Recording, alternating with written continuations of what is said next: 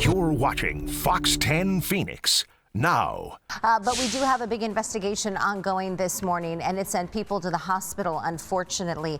There is a look at that ambulance carrying those folks, and then, of course, this is part of the wreckage and the front end of this vehicle in very bad shape. Police say they were investigating a car with a stolen license plate when the driver crashed with another vehicle. It was right around 19th Avenue and Vineyard in South Phoenix. It's right between Baseline and Southern. There is a light there. The injuries to two men and one woman are not serious. The driver of the car, police say, had a stolen plate, and they will be taken into custody after they are released from the hospital.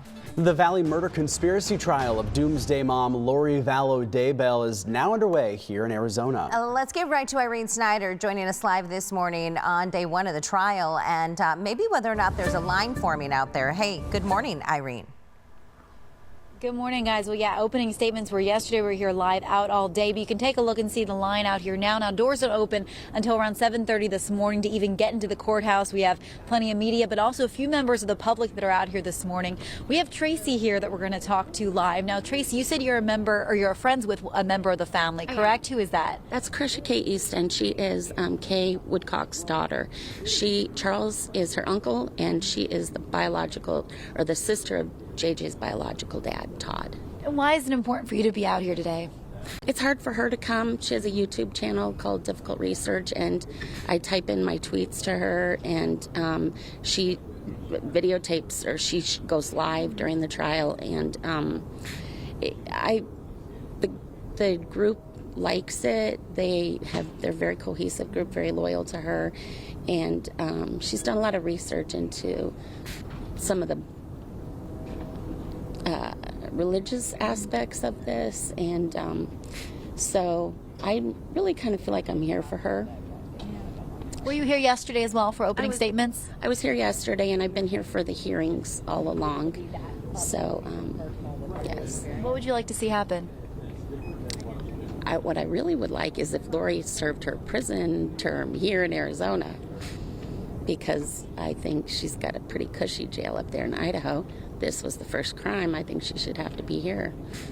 So. Thank you so much for your time and for being here today. We appreciate you talking to us. And then I'll step down the stairs here, but some background on the case too. I know many of you viewers have been following it for some time, but Lori Vallow Daybell is here. She is already serving life sentences in Idaho for the deaths of her two children. Now, she is a convicted killer again, and while in court today, she is going to be defending herself, wearing a stun belt that can deliver a shock if there is any disturbance today or during any of these court proceedings. Both prosecutors and Lori Vallow Daybell delivering opening arguments yesterday. Lori telling jurors that the evidence will show that her brother shot Charles in self-defense.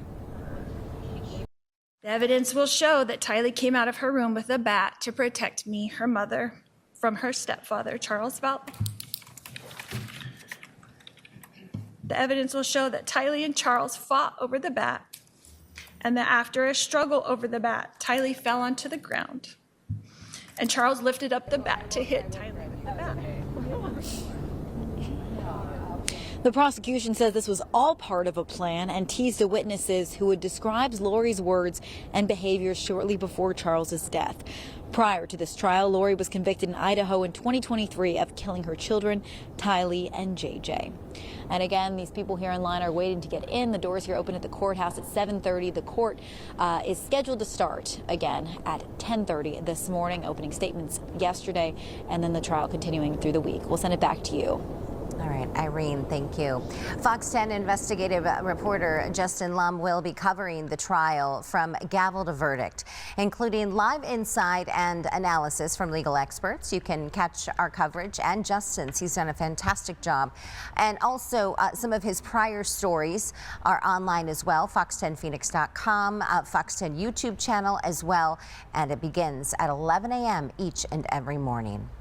Happening today, U.S. Health and Human Services Secretary Robert F. Kennedy Jr. is visiting the Valley.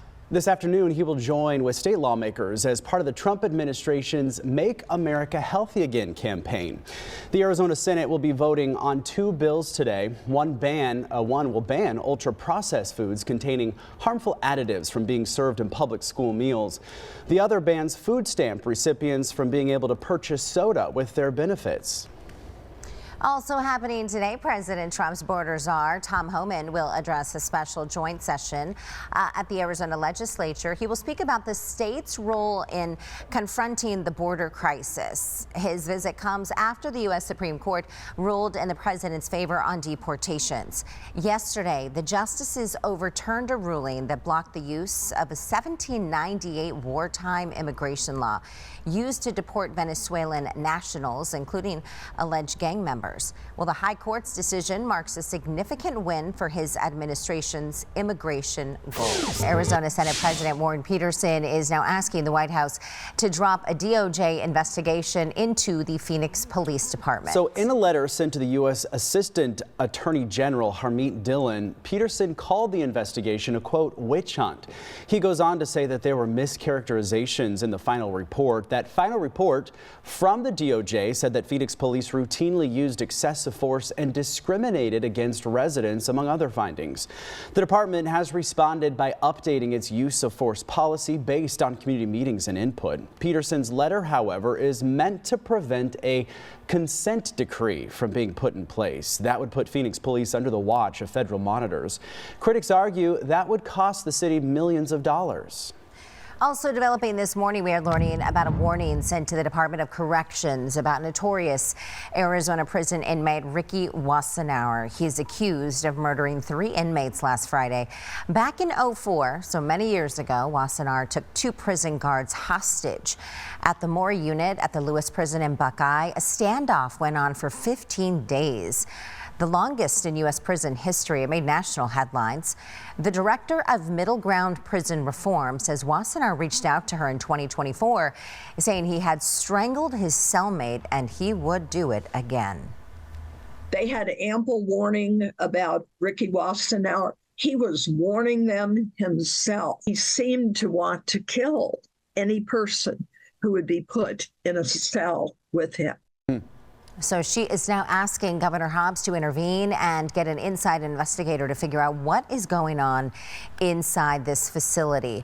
The majority of his victims are charged with sex crimes against children. A Goodyear Iraq war veteran pleads guilty to making terroristic threats against a Valley mosque. Court documents show that Michael Hansen was arrested by Avondale police last month at the West Valley Islamic Center. He reportedly made multiple threats towards Muslim people, including saying he would, quote, bomb the place. Hansen pleaded guilty to communicating a terroristic threat charge. He will be sentenced later this month. Big drug bust made at Sky Harbor Airport. The TSA says Jason Kai, that is, tried to check a suitcase onto a Delta Airlines flight last week, packed with more than 20 pounds of drugs inside. The drugs included fentanyl, heroin, and meth. Agents found the drugs hidden inside of a pool toy box in his bag. 38 years old, he is now charged with felony drug trafficking. A bill aimed at cracking down on child abuse will become law. Arizona Governor Katie Hobbs signed SB 1437. The measure expands mandatory reporters to include substitute teachers and school board members and clarifies a mandated reporter must report allegations to law enforcement. Victims also must be interviewed by trained investigators and not school administrators. The law applies to both public and private schools. It will take effect 90 days after the end of the legislative session. Scottsdale man is behind bars in India for visiting an island people have long been told to stay away from. Yeah, 24 years old.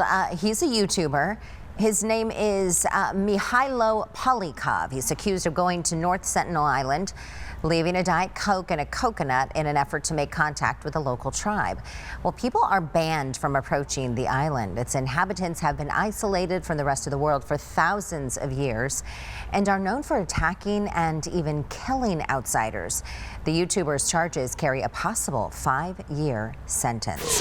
Happening today, the price of a Mega Millions ticket goes up to $5, up from $2, but you have a better chance at winning. So joining us this morning is the executive director of the Arizona Lottery, Alec Thompson. Good morning, Alec. Thanks for joining us. Yeah, good to see you. Thanks for having me. So give us an idea of the background on why the bump up to 5. Yeah, so what this does is it innovates a game that's been around for quite a while, 15 years actually today in Arizona.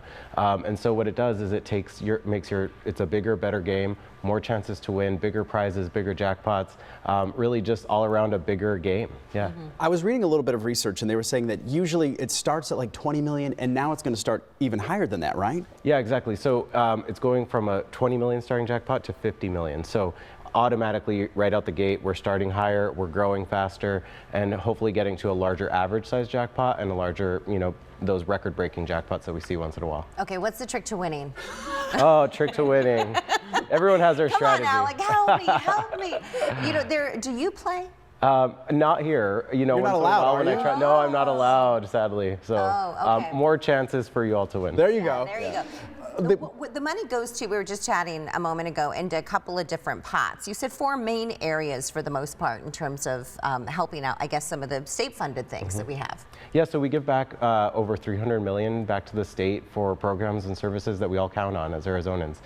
Health and Human Services, higher education, economic development, and environmental conservation. So those lottery dollars really do make a great impact for our state for things that we all care about. Yeah. Let's talk about this because you said there's a greater chance of winning. So how does everybody's kind of, our ears are perking up when they hear a better chance of winning. How does that work, Alec? Yeah, so what's cool about this is the odds are better. So you have more of a chance to win any prize, any size prize, but also that minimum prize is going to be larger too. So the smallest prize you can win is $10 and your odds are better. So odds of winning even that small prize are better, as well as that big jackpot. So across the board, what else is really special about this game is the megaplier is built in. So that multiplier that you might remember from the previous game is now built in, giving you more chances to double, triple, etc. your prize. Because I think like when it reaches somewhere like 800 million or something like that, maybe people that don't normally play, you may go buy a lottery ticket and you don't know about the megaplier. So it's automatically in there now. It's automatically built in, it's part of the game, and so that's partly what makes your odds better and also what makes the prizes bigger. So all across the board, more chances to win, more exciting game, yeah. Alec, I was doing some research. It really hasn't changed a whole lot, the game. I think it was like in the 70s maybe that they changed, and this is another big change. Have you heard the community's rumblings? Are they on board with this? I mean, $3 more in this economy? Do you guys still kind of pull the balls out? We do not, but there is a live draw that's held in Atlanta, Georgia. So for the multi-state game, yeah. Yeah. Wow, how exciting. All right. Yeah. Well, there we go. Exciting. All right. Alec, thank you for coming in. Thanks for having me. We appreciate it. Did you bring us tickets? Let's hope we win. I thought I'd ask. Might as well, right? I'll go buy one. Still ahead, of course. We'll get to your headlines in a quick moment. Here is your poll question this morning. Mega Millions tickets are increasing to $5. We just talked about it. Will you still play? Sorry, Alex, 77% of people say no way. I'm sure they will. Here's the thing. I think when you see how much the lottery pot is worth, that changes people's perspective and actions. Totally. And you have to remember, when you don't win, Arizona does, right?